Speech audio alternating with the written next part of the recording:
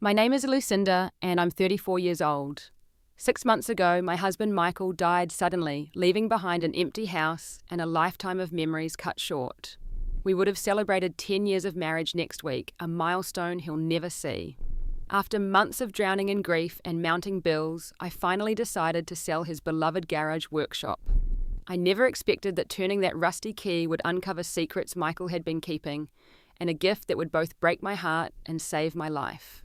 Before I tell you what I found behind that rusty garage door that changed my life forever, drop a heart in the comments if you've ever received a gift that left you speechless, and subscribe to join me on this emotional journey from heartbreak to healing. I first met Michael during a community mural project in Portland, Maine 12 years ago.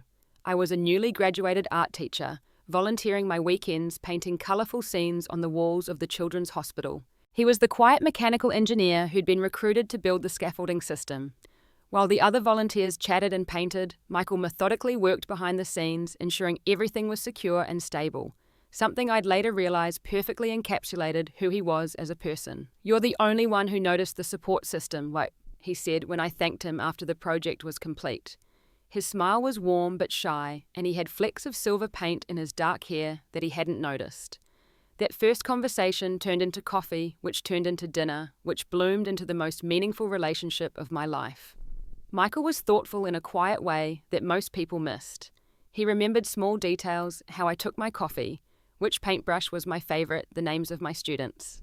He planned dates with the precision of an engineer, but the heart of a romantic.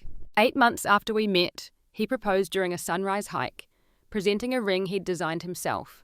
"I know it's fast," he'd said, nervous, for the first time since I'd met him, "but I've run all the calculations and every scenario shows the same result. I want to build a life with you." We bought our little craftsman home a year later. It wasn't fancy 3 bedrooms, 1.5 baths, and a detached garage that Michael immediately claimed as his workshop. "Every relationship needs some separate space," he'd explained as he organized his tools on the first weekend. "This is mine, and your art room inside is yours. Everything else is ours." It became an unspoken rule in our marriage. I didn't enter the garage unless specifically invited. It was Michael's sanctuary, where he would disappear for hours tinkering with engines, building furniture for our home, or working on one of his many engineering side projects. Sometimes he'd emerge with grease-stained hands and a boyish grin, eager to show me his latest creation. Other times he'd come out quiet and thoughtful, working through some problem or design in his head. Our marriage wasn't perfect, no relationship is, but it was solid.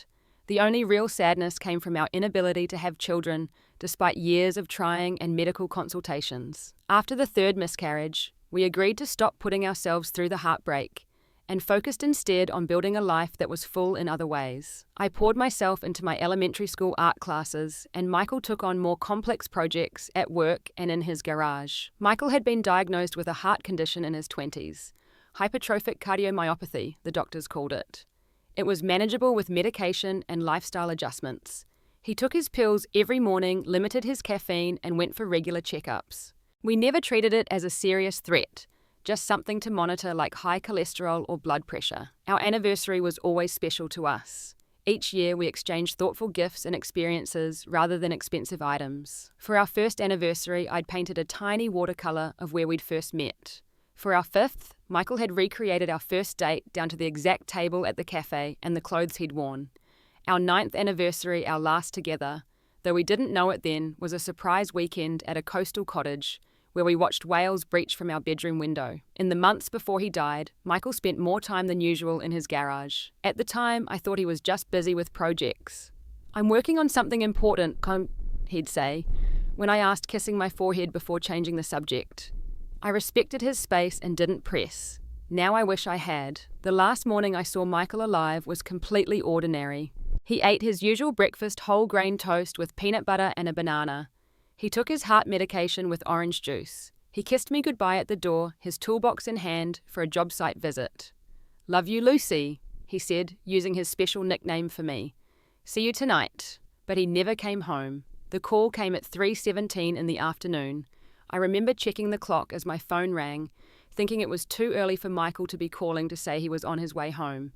It wasn't Michael, it was Harbour Hospital. "Mrs. Reynolds, this is Nurse Patel from Emergency Services. Your husband has been admitted following a cardiac event." The rest of the conversation blurred as I grabbed my keys and purse, my hands shaking so badly I could barely lock the front door. Cardiac event, ambulance, critical condition. The words floated around me, refusing to form a coherent reality. I ran 3 red lights driving to the hospital. Later, I would be thankful no police officers saw me. The hospital parking lot was a maze I couldn't navigate, so I abandoned my car in the ambulance bay and ran to the emergency entrance barefoot, because I'd kicked off my uncomfortable teaching heels to drive. My husband, I gasped at the reception desk. Michael Reynolds, they called me, heart attack. The nurse's face told me everything before she spoke a word. The gentle hand on my arm, the solemn eyes, the careful way she stood and said, "Please come with me." A doctor met me in a small, windowless room with tissues on the table and generic paintings on the wall, the room no one ever wants to be taken to in a hospital. "Mrs. Reynolds, I'm very sorry. Your husband suffered a massive cardiac arrest while at his job site. His co-workers performed CPR immediately and the paramedics continued resuscitation efforts en route, but the damage was too extensive. He was pronounced deceased at 2:49 this afternoon. I don't remember falling, but I must have, because the next thing I knew, I was sitting in a chair with my head between my knees and the doctor's hand on my back. This can't be happening, I kept repeating. He took his medication this morning. I saw him take it. The next few days existed in a fog of disbelief. Michael's parents, Edward and Patricia, flew in from Arizona the next day. They'd always been polite but distant, with me convinced their only son had married too quickly. Now in their grief, the thin veneer of acceptance cracked. "Did you make sure he was following his diet?" Patricia asked, as we sat in my living room making funeral arrangements. "You know processed foods were dangerous for his condition." "He was working too hard," Edward added, not looking at me.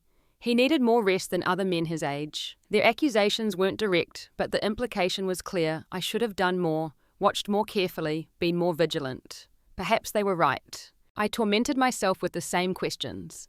The funeral was a blur of faces and condolences. Michael's engineering firm sent a large arrangement of white lilies. My school principal and several teachers came. Neighbours brought casseroles I couldn't eat. Through it all, I kept expecting to wake up from this nightmare, or to see Michael walk through the door with his toolbox and that small private smile he reserved just for me. Going home afterward was the hardest part. The house was exactly as we'd left it that morning, his coffee mug in the sink, his slippers by the sofa, his book open on the nightstand. But the space that had once felt cozy now echoed with emptiness. I slept on the couch for a week, unable to face our bed. The garage remained closed. I couldn't bring myself to turn the key and step into Michael's private domain. Somehow, opening that door felt like the final acknowledgement that he was truly gone. So I left it, the padlock secure, the space untouched.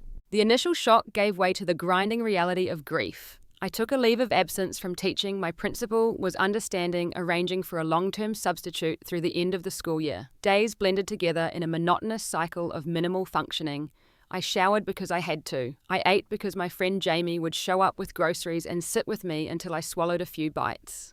I slept in chaotic bursts, often waking, reaching for Michael's side of the bed. With the emotional devastation came practical concerns I wasn't prepared for.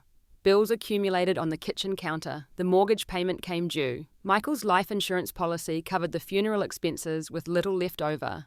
We had always planned to increase the coverage someday. 3 months after his death, I discovered something that compounded my grief with shock. Going through Michael's office files, looking for insurance documents, I found medical bills he'd been hiding from me. Specialists I didn't know he'd been seeing. Tests I hadn't known about. And worse, a second mortgage on our home that he'd taken out 6 months before his death. We had always managed our finances jointly, or so I thought.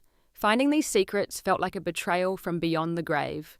Why wouldn't he tell me about these appointments, about our financial situation? I spent a night angry at him for the first time since his death, raging at his photo on the mantel while tears streamed down my face. Still, I couldn't bring myself to open the garage. Friends offered to help clean it out. "It's probably just tools and equipment," my friend Sarah suggested. "We could catalogue everything, see what might be worth selling." But something kept me from accepting these offers. In my dreams, Michael was trying to tell me something important about the garage, but I always woke before hearing what it was. 5 months after Michael's death, I made 2 decisions. First, I would return to teaching when the new school year began, not because I felt ready, but because routine might keep me from drowning in grief. And second, I needed to seriously consider selling our home. The financial reality was becoming impossible to ignore, especially with the revelation of the second mortgage. As the 6-month mark of Michael's death approached, so did another significant date, what would have been our 10th wedding anniversary. The convergence of these milestones created a perfect storm of emotional turmoil. The grief, which had begun to become a manageable companion, suddenly sharpened again into something raw and demanding. After another sleepless night, I made an appointment with a financial advisor recommended by my therapist. Kate Dalton specialized in helping widows navigate their new financial realities. Her office was warm and devoid of the intimidating financial jargon posters I'd expected. Based on your current situation, Kate said after reviewing my documents, selling the property would provide you with the most immediate financial relief. The housing market in Portland is strong right now. I was afraid you'd say that, I replied, twisting my wedding ring, a habit I'd developed since Michael's death. I understand this is not just a financial decision, Kate said gently, but from a practical standpoint, a smaller place with lower overhead would give you breathing room while you rebuild. I nodded, tears threatening again. I'll start looking into realtors. Teresa Mason came highly recommended as a realtor who specialized in craftsman homes in our neighborhood. She arrived at my house the following Monday, clipboard in hand, and a sympathetic but professional demeanor that I appreciated. The house has excellent bones, and the original woodwork is a strong selling point, she said as she walked through the rooms. We should be able to get a good price, especially if we stage it properly. When we walked into the backyard, her gaze fixed on the detached garage. That's a nice outbuilding, she commented. Is it just used for storage? It was my husband's workshop, I explained, my voice catching. I haven't been in there since he passed. Teresa nodded thoughtfully. You know, there's an option you might not have considered. The garage could potentially be sold separately from the house. It's set up perfectly for a workshop or studio space, and it has its own electrical panel and utility connections. Your neighbours might be interested in expanding their property, or someone looking for a workspace without the cost of a full house. The idea of separating the garage from the house had never occurred to me, but it made a strange sort of sense. Michael's space could remain somewhat intact, just belonging to someone else, while I could perhaps keep our home. As if summoned by our conversation, my next-door neighbours, Mark and Diane Whitley, came over to their fence line. We'd been neighbours for 7 years, and they had been quietly supportive since Michael's death, shoveling my walkway after snowstorms and bringing over occasional meals. Lucinda, we couldn't help overhearing, Mark called. If you're thinking of selling the garage separately, our son Aaron has been looking for a space to start his auto repair business. He's been working out of our driveway, but the homeowners association is getting cranky about it. The synchronicity felt like a sign. Aaron was a responsible young man who had graduated from technical college the year before. Michael had even helped him rebuild an engine once. The idea of his workshop continuing as a place of creation and repair seemed fitting. I'd need to see what's inside first, I said cautiously. Michael spent a lot of time there in his last months. I'm not sure what condition it's in. No rush, Diane assured me, but Aaron would maintain it with the same care Michael did. They shared that mechanical mindset. Teresa suggested we set a date to inventory the garage contents. Even if you sell it separately, we'll need to document what stays and what goes. And honestly, there might be valuable equipment in there that you could sell independently. I agreed to open the garage the following week. After Teresa left, I stood in the backyard staring at the weathered wooden structure, heart pounding at the thought of finally crossing that threshold. That evening, I received a call that shattered my tentative peace. Michael's father, Edward, had apparently heard through mutual acquaintances about my plans to sell. You can't sell Michael's things without consulting us, he said, his voice tight with barely controlled anger. Those tools were his passion. They should go to family who will appreciate them. I haven't decided anything yet, I replied, struggling to keep my voice steady. I haven't even been in the garage since... That's the problem, he interrupted. You're erasing him, first rushing to sell the house, now his workshop. Did our son mean so little to you? The accusation hit like a physical blow. That's not fair, I whispered, tears streaming down my face.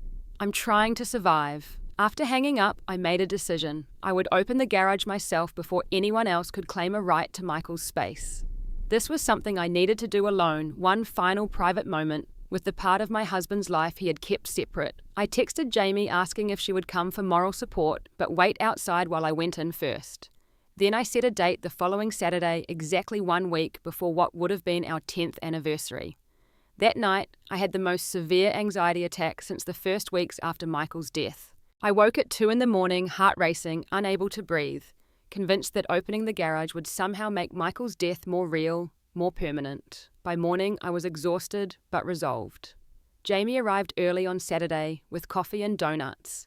Emotional support sugar, she called it. We sat at my kitchen table, both avoiding looking out the window at the garage. You don't have to do this today, Jamie reminded me. There's no timeline for grief. Yes, there is.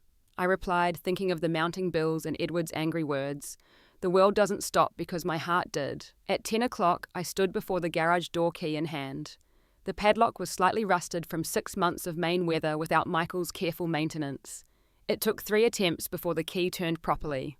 I'll be right here, Jamie said, squeezing my shoulder before stepping back. I took a deep breath, raised the creaking garage door, and stepped into Michael's world one last time. The garage door groaned on its track as I pulled it upward, releasing the scents of motor oil wood shavings and the faint trace of the sandalwood cologne Michael always wore. For a moment, the familiarity was so overwhelming that I could almost believe he would turn around from his workbench, wiping his hands on a rag, surprised to see me in his sanctuary. But as the daylight flooded the space, my confusion mounted. This wasn't the cluttered workshop I remembered glimpsing on the rare occasions Michael had invited me in. The concrete floor had been swept clean. Tools that had once covered every surface were now organized precisely on pegboards or stored in labeled drawers. The workbenches that had typically been covered with parts and projects were bare except for a single white envelope placed directly in the center of the main bench. My name was written across it in Michael's distinctive handwriting. The letters formed with the precision of an engineer for Lucinda, open on our 10th anniversary. My hands trembled as I picked it up, the paper thick and expensive beneath my fingers. The envelope was sealed, the weight of it suggesting several pages inside. Michael, I whispered to the empty space, my voice echoing slightly. What did you do? A wave of conflicting emotions crashed through me, the impulse to tear it open immediately, battling with a strange need to respect his instructions. In life, Michael had been methodical, every action serving a specific purpose. If he wanted me to wait until our anniversary, he must have had a reason. I set the letter back down and continued exploring the transformed space. The far wall, which had once been covered with automotive diagrams and engineering prints, now held a series of sturdy wooden shelves. On these shelves, arranged by size, sat wrapped packages, at least 15 of them, each labelled with a small card. I approached slowly, as though the boxes might disappear if I moved too quickly. The first package, wrapped in silver paper with a blue ribbon, bore a card reading 10th anniversary. Behind it sat another labelled 11th anniversary, then 12th, and so on, extending all the way to 25th anniversary. 15 years of gifts he would never be able to give me in person. Next to the shelves, I found a small leather-bound notebook.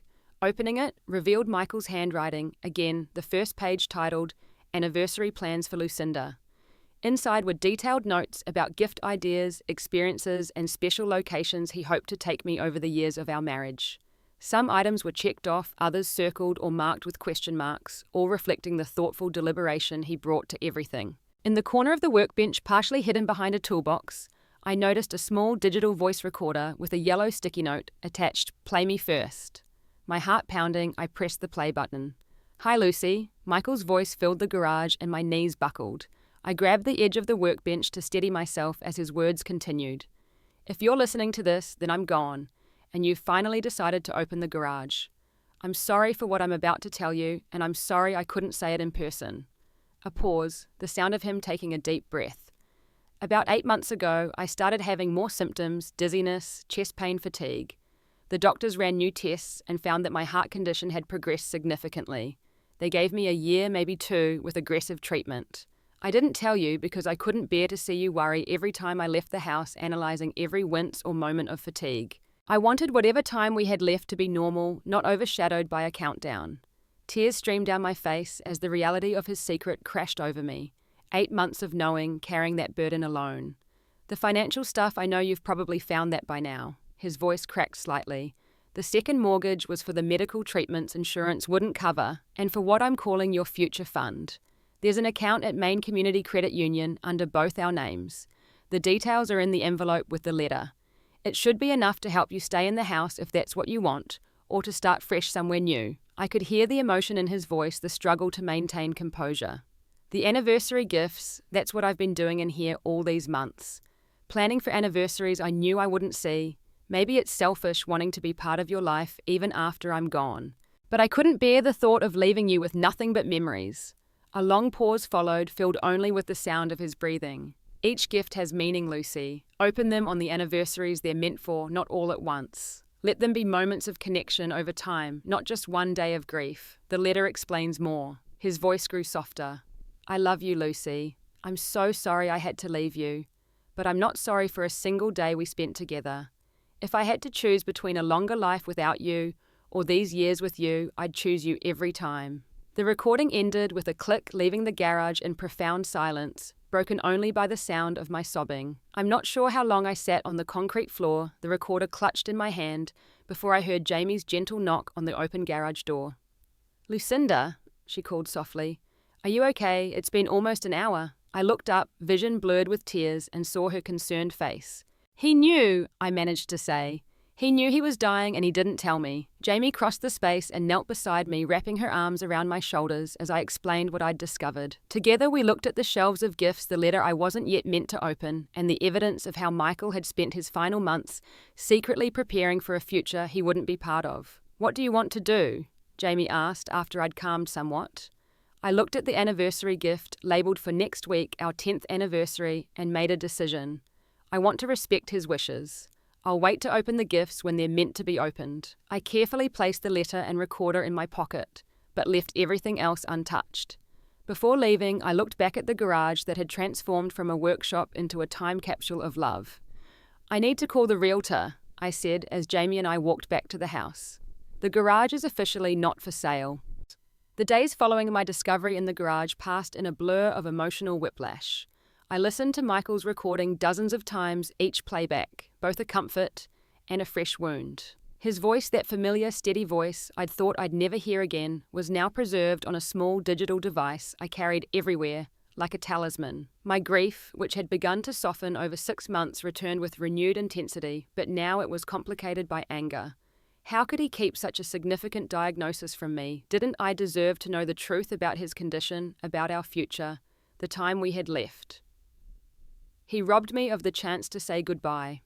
I told my therapist, Dr. Bennett, during an emergency session I'd scheduled after finding the garage. He robbed me of the chance to prepare. Many terminal patients struggle with when and how to share their diagnosis with loved ones, she replied gently. Sometimes the desire to protect overshadows everything else. But we were partners, I insisted. We promised no secrets. After our session, I drove directly to Harbour Medical Centre. I needed confirmation from an official source, not just Michael's recorded confession. After explaining the situation, I was directed to Dr. Levinson, the cardiologist who had been treating Michael. Mrs. Reynolds, he said, recognition flickering in his eyes as I entered his office. I wondered if you might come in eventually. So it's true, I asked without preamble. About Michael's prognosis. He nodded gravely. Your husband's hypertrophic cardiomyopathy had progressed to a critical stage. The walls of his heart had thickened significantly, restricting blood flow. We discussed several treatment options, but none were curative. And he made you promise not to tell me, I guessed. He insisted on managing the information himself, Dr. Levinson confirmed. As his physician, I was bound by confidentiality, though I strongly encouraged him to share the diagnosis with you. When exactly did he find out? Dr. Levinson checked his records. His first appointment about the new symptoms was August 17th of last year. The confirmatory tests were completed by September 3rd. 8 months before his death. 8 months of living with a secret that must have been crushing. That night, I combed through our bedroom looking for any other clues Michael might have left. In his bedside table drawer, beneath a stack of engineering magazines, I found a small black journal I'd never seen before. Unlike the anniversary planning notebook in the garage, this was deeply personal. The first entry was dated September 5th, just after he received his diagnosis. Confirmed what I feared today, he'd written in his precise handwriting. 1 to 2 years with treatment. Told the doctor I need time before telling Lucy. Need to make plans first. Need to figure out how to tell her without destroying her. Yes. The entries that followed documented his internal struggle. Some days he'd resolve to tell me immediately. Other days he convinced himself that secrecy was kindness. He wrote about watching me sleep, about memorizing the sound of my laugh, about the agony of knowing our time was limited when I remained blissfully unaware. Walked past a cemetery today and nearly broke down. Read an entry from November. Realized I need to do more than just prepare Lucy financially. Need to leave something of myself behind. Something that extends beyond however many months I have left. That was when the anniversary gift plan had begun to form. Another entry from January. Started the second mortgage today. Lucy would be furious if she knew, but it's necessary. Half for treatments insurance won't cover half for her future. The house will be paid off with the life insurance if the worst happens before the treatments work. If not, we'll figure it out together once I'm ready to tell her everything. The final entry was from just 3 days before his death. Finished the last of the anniversary plans today. 15 years of gifts ready in the garage. Recorded the explanation. Still haven't found the courage to tell Lucy face to face. Plan to do it after Justin's graduation next month. Thought it would be easier with the preparations complete. Turns out nothing makes this easier. I'm a coward. But at least she'll be taken care of now no matter what happens. Reading his private thoughts was both illuminating and heartbreaking. I could see the impossible situation he'd created for himself, each day of silence making it harder to break the truth, each day of normalcy seeming too precious to shatter. The next morning I called my therapist again. I understand why he did it, I admitted. I don't agree with it, but I understand. He wanted to protect me, to provide for me, to leave something meaningful behind. That's an important step, Dr. Bennett replied. Understanding doesn't mean you can't still feel hurt by his choice. The question of what to tell others loomed large.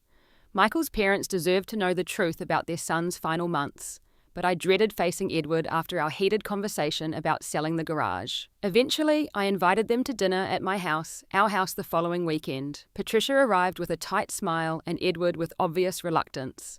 I've discovered something you both need to know, I said, after serving the lasagna Michael had always loved. Michael knew he was dying. He was diagnosed with advanced heart disease 8 months before he passed. Their shocked expressions mirrored what mine must have been in the garage. That's impossible, Edward said immediately. He would have told us. He didn't tell anyone, I replied, playing them the beginning of Michael's recording, just the part about his diagnosis, keeping the anniversary gifts private for now. He spent his final months preparing for after. Patricia began to cry, and even Edward's stern facade cracked. Why wouldn't he tell us? She whispered. We could have come sooner, spent more time with him. I think that's exactly why he didn't tell us, I said gently. He didn't want his last months defined by goodbyes. That dinner marked a turning point in my relationship with Michael's parents. Our shared grief and confusion over his secrecy created a bond that had never existed before. The knowledge that none of us had been fully included in his final journey somewhat eased the tension between us. The next day, I called the bank to verify the account Michael had mentioned in his recording. Sure enough, there was a joint savings account. I hadn't known about containing just over $130,000, enough to pay off the second mortgage and provide a financial cushion for my future. With this discovery, I made a firm decision I would keep the house and garage. This home, our home, was Michael's final gift to me, and I wouldn't let financial fear drive me away from it. As our anniversary approached, I felt a growing anticipation mixed with dread.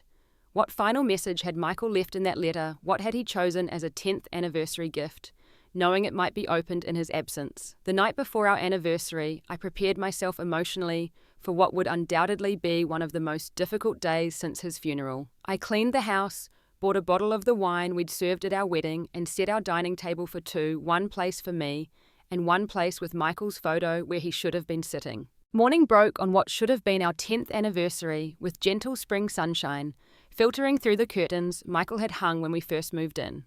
For a brief disorienting moment between sleep and wakefulness, I reached across the bed for him before reality crashed back. I allowed myself to cry, a release I'd come to recognize as necessary rather than self-indulgent, before getting up and following what would have been our anniversary ritual. First a cup of coffee on the porch swing, then a shower using the lavender soap Michael always claimed made me smell like a garden he wanted to get lost in. After dressing in a simple blue sundress that had been his favorite, I drove to Pine Grove Cemetery with a bouquet of sunflowers, the same type he'd carried on our wedding day. The groundskeeper nodded in recognition as I made my way to Michael's grave, now marked with a simple granite headstone. "Happy anniversary," I whispered, placing the flowers against the stone. I found your gifts. I sat on the grass beside his grave for nearly an hour, sometimes talking, sometimes silent, feeling both the distance and presence of him simultaneously. Returning home, I hesitated before the garage door. Taking a deep breath, I unlocked it and stepped inside my gaze, immediately finding the shelf with the wrapped packages. The 10th anniversary gift was wrapped in silver paper with a navy blue ribbon, our wedding colours. Carefully, I lifted the package and the sealed letter I had left untouched, carrying them reverently into the house. Following tradition, I prepared our favourite meal, baked salmon with roasted vegetables and wild rice, and poured 2 glasses of wine. I positioned Michael's photograph across from me, the gift and letter beside my plate. As the sun began to set, casting golden light across our dining table, I finally opened the letter. Multiple pages of Michael's handwriting spilled out, dated just 2 months before his death. "My dearest Lucy," it began. "If you're reading this, it means 2 things. I'm gone and you've respected my ridiculous request to wait until our anniversary to open this letter. That second part tells me what I already knew, that you're the most caring, considerate person I've ever had the privilege to love. By now you've probably found the recording and the gifts, and you likely know about my diagnosis. I expect you're angry with me for keeping it from you. You have every right to be. Keeping this secret has been the hardest thing I've ever done, harder even than accepting the diagnosis itself. I've written and rewritten this letter a dozen times, trying to find the right words to explain my choices. The truth is, I was terrified. Not of dying, though I'm not eager for that, but of what knowing would do to us, to you. I couldn't bear the thought of seeing grief in your eyes while I was still here, of watching you mentally prepare for my absence while I was still trying to savor every moment of your presence. That's selfish, I know. You deserve the chance to prepare to say everything you needed to say. I robbed you of that, and if you're angry, I understand completely. What I hope you'll also understand is that every moment of silence was also a moment of love. Each day I didn't tell you was another day I got to see you smile without shadows. Another day I got to be Michael, your husband, not Michael, the dying man. The financial arrangements. I hope by now you've found the account at Maine Community Credit Union. It's not a fortune, but it should help. The life insurance should have paid off most of the original mortgage. My goal was to ensure you could keep the house if you wanted to, or have a cushion if you decided to start fresh elsewhere. About the anniversary gifts. This might seem strange or morbid, but planning them gave me such peace. Each one represents a year I desperately wished I could spend with you. Some are practical, some sentimental, some experiences I hope you'll enjoy even without me there. Open them on each anniversary as they come. Let them be moments of connection spread across time, not just one overwhelming day of grief. The gift for our 10th anniversary is special. I started working on it the day after my diagnosis, before I even conceived of the other gifts. It's my way of being present with you today, even if only in spirit. Lucy, I need you to know that despite the secrecy at the end, our marriage was the most honest, true thing in my life. You made every day better just by being in it. When the doctor gave me my prognosis, my first thought wasn't fear or anger, it was gratitude that I got to spend whatever time I had left loving you. I don't have any wisdom about grief. I'm not the one who has to walk that path. But I do know you and I know your strength, the same determination that made you the first in your family to finish college, that helped you connect with even the most difficult students, that built our life, brick by brick, alongside me. That strength will carry you forward. You may not feel ready to hear this yet, but eventually I hope you'll find joy again. Not just moments of happiness, but deep, abiding joy. Maybe even love. The thought of you alone forever breaks my heart more than my own death. Remember how we used to joke that we were cosmic lottery winners, beating the odds by finding each other? I still believe that. Out of all the billions of people across time and space, somehow we found each other. That kind of luck doesn't come along twice, except that I hope it does for you. I love you, Lucy. Past, present, future, in whatever form love can exist beyond death. Thank you for every moment we shared. I'd do it all again, every second, even knowing how it ends. Forever yours, Michael. By the time I finished reading, tears streamed unchecked down my face, dropping onto the paper. I carefully set the letter aside to prevent the ink from smearing, and took several deep breaths before reaching for the anniversary gift. The silver paper came away easily, revealing a custom-made leather photo album embossed with the words, "Our adventures, past and future." The craftsmanship was exquisite. Michael must have commissioned it from the artisan leather worker we'd met at a craft fair years ago. Opening the cover revealed a handwritten inscription, 10 years wasn't enough. Here are the memories we made, and the ones I wish we could have made together. The first half of the album contained photographs of our actual life together. Our first date, captured by a friend who happened to be at the same cafe. Our wedding day, the day we moved into our house. Vacations and quiet moments Michael had somehow gathered from our scattered photo collections. Each image was accompanied by Michael's handwritten memories. Small details I'd forgotten, his perspective on moments we'd shared, inside jokes that made me laugh through my tears. The middle of the album marked a transition, a page that simply read, "And the adventures I wish we could have had." What followed astonished me. The second half contained imagery of places we'd talked about visiting someday. The Italian coastline, the Grand Canyon at sunrise, the Northern Lights. But they weren't just photos. Michael had digitally edited my image into these scenes, sometimes with him, sometimes alone, creating visual representations of dreams we'd never fulfilled. Tucked between these pages were envelopes containing actual vouchers and reservations, a private after-hours tour of the Portland Museum of Art, where I could bring friends to enjoy the exhibitions, without crowds, something I'd mentioned wanting to do once. Registration for the exclusive painting retreat in New Mexico I'd been saving for over the past 3 years. Most incredibly, a travel voucher for 2 to the Amalfi Coast in Italy, our someday dream destination, with a note reading, "Take someone who makes you happy. It doesn't have to be romantic. Just don't go alone. Promise me you'll see these blue waters someday." The final page held a small USB drive taped to the paper with a note. "For when you're ready. Videos I recorded over the last months. Nothing sad, just moments I wanted to share with you." That night, after carefully returning the album to its place of honor on our bookshelf, I plugged the drive into my laptop. It contained dozens of short video clips of Michael sitting in our backyard at sunset at his workbench, explaining projects he'd built for me over the years, even one of him making pancakes in our kitchen on an ordinary Sunday. The final video was different. Michael sat in the garage, surrounded by the wrapped gifts, looking directly into the camera. "Hey Lucy, happy 10th anniversary. I hope today has brought you more smiles than tears. Remember what we always said about anniversaries? That they're not just a celebration of the past, but a commitment to the future. I can't be there for that future, but I want you to have one. A beautiful, full, joyful future. If you're watching this, promise me you'll live fully for both of us. I love you, Lucy. Always have, always will." The screen went dark, but Michael's voice lingered in the quiet house, not as a ghost or a memory, but as a presence that somehow bridged the gap between what was and what might still be. 2 months after discovering Michael's anniversary gifts, I stood in the doorway of the garage, a space that no longer felt forbidden, but had become a different kind of sanctuary. The workbenches had been pushed to one side, creating an open area now filled with easels and canvases. The pegboard still held some of Michael's tools, but now paintbrushes and palettes hung alongside them. After much thought, I decided to convert half the garage into the art studio I'd always wanted but had never prioritized. It seemed fitting somehow, my creative space adjoining his separated not by death but by purpose. The anniversary gifts remained safely stored in custom cabinets I'd commissioned, each to be opened in its proper time. The transformation of the garage mirrored my own gradual healing. Like the space, I wasn't erasing what had been, just making room for what could still be. Following through on one of the vouchers Michael had left, I'd attended the painting retreat in New Mexico the previous month, bringing Jamie along for company. For 5 days we painted desert landscapes under the guidance of a renowned watercolorist. The dry heat and endless horizons, somehow releasing emotional blockages I hadn't recognized were still there.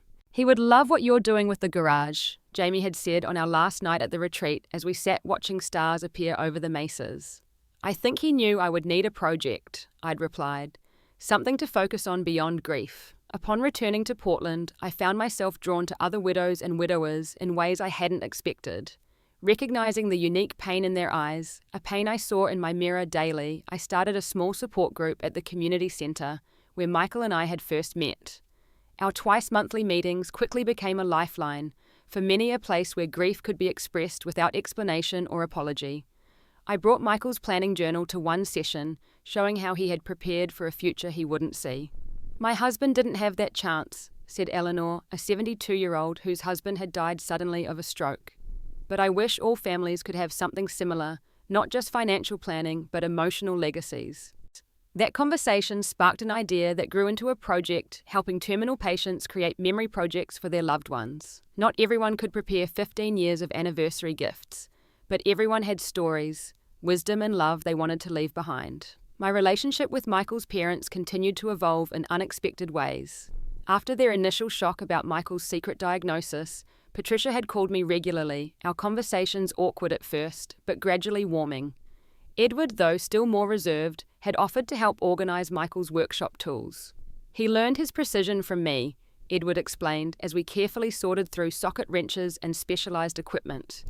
But he got his heart from his mother. Together we decided to establish a small scholarship in Michael's name at the local technical college, where he had occasionally taught engineering workshops. Using part of the savings he'd left, we created an annual award for a student demonstrating both technical skill and compassion for others, the qualities that had defined Michael.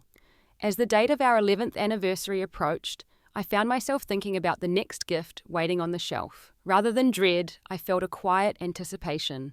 Whatever Michael had chosen, it would be another thread connecting us across time, not reopening grief, but continuing our conversation.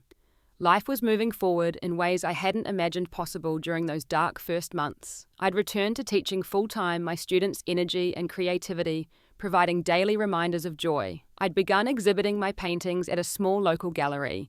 And most surprisingly, I'd agreed to have coffee with David, a science teacher at my school, who had lost his wife to cancer 3 years earlier. It wasn't a date, not exactly. Just two people who understood each other's empty spaces sharing conversations. But it was the first time I'd considered the possibility that my heart might eventually have room for something new alongside the love I would always carry for Michael. Standing in my converted garage studio, watching the afternoon light create patterns across the concrete floor, I felt Michael's presence not as a ghost, but as a foundation. The grief hadn't disappeared, it never would completely, but it had transformed into something I could carry without being crushed by its weight. I turned to the canvas I'd been working on for weeks, a painting of the garage door, half closed and half open. The closed portion reflected our past together, secure, complete, unchangeable. The open section showed light streaming in, illuminating a path forward I was only beginning to envision. Life after profound loss isn't about moving on or forgetting. It's about finding ways to honour what was while still embracing what might be. Michael's final gift wasn't just the objects he'd left behind, or even the financial security he'd sacrificed to provide. His true gift was permission to grieve deeply, and permission to eventually find joy again. I touched the wedding ring I still wore now on a chain around my neck, rather than on my finger close to my heart, but no longer binding my future. "Thank you," I whispered, not to the empty room, but to the love that still filled it. For everything, for then, for now, for whatever comes next. Have you ever received a gift that spoke to you across time or distance, or found unexpected healing in something left behind by someone you lost? I'd love to hear your stories in the comments below. And if this journey from heartbreak to healing resonated with you, please subscribe to hear more stories of finding light in darkness. Remember that grief is the price we pay for love, and sometimes if we're lucky, love finds ways to speak to us even after goodbye. Thank you for listening to my story.